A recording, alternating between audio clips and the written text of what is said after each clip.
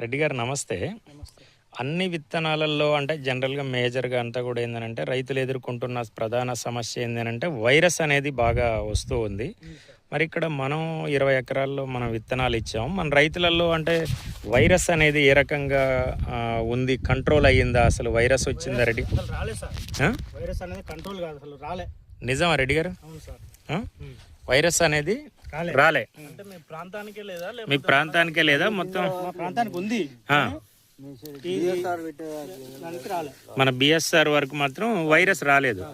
అంటే కాయ క్వాలిటీ కూడా బాగుందా రెడ్డి గారు? మంచిగా ఉంది సార్. కాయ క్వాలిటీ ఉంది. క్వాలిటీ బాగుంది. అంటే తాలుగాయ కాలేదు. తాలుగాయ అస్సలు కాలే. తాలుగాయ ఎన్ని క్వింటాల్ అయింది? తాలుగాయ జనరల్గా 30 క్వింటాల్ అయింది సార్.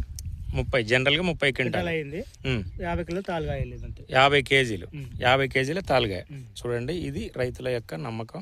వీళ్ళందరూ కూడా చాలా ప్రోగ్రెసివ్ రైతులు. గత 30 సంవత్సరాల నుంచి కూడా ఈ ప్రాంతంలో వీళ్ళు మిర్చికి మంచి అంటే మంచి రైతులు. తాలుగాయ కాలేదు, రెండోది వైరస్ కూడా అటాక్ కాలేదు అనేది చెప్తూ ఉన్నారు.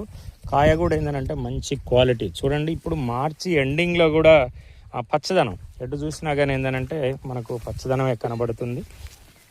కాయ అంతా కూడా మొత్తం అసలు క్వాలిటీ అనేది కూడా ఏ రకంగా ఉందనేది కూడా చూడండి. ఎటు చూసినా కంప్లీట్గా పచ్చదనం.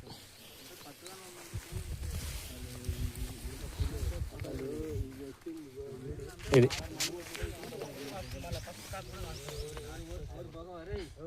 ఇది క్రాప్ మొత్తం తోట మొత్తం టోటల్గా అంతా కూడా మళ్ళీ కూడా చూడండి, అసలు పచ్చికాయ మొత్తం ఇరగ్గా వస్తుంది అంతా కూడా మొత్తం కంప్లీట్గా అంతా కూడా క్రాప్ అనేది కూడా మొత్తం టోటల్గా చూడండి అసలు ఇది.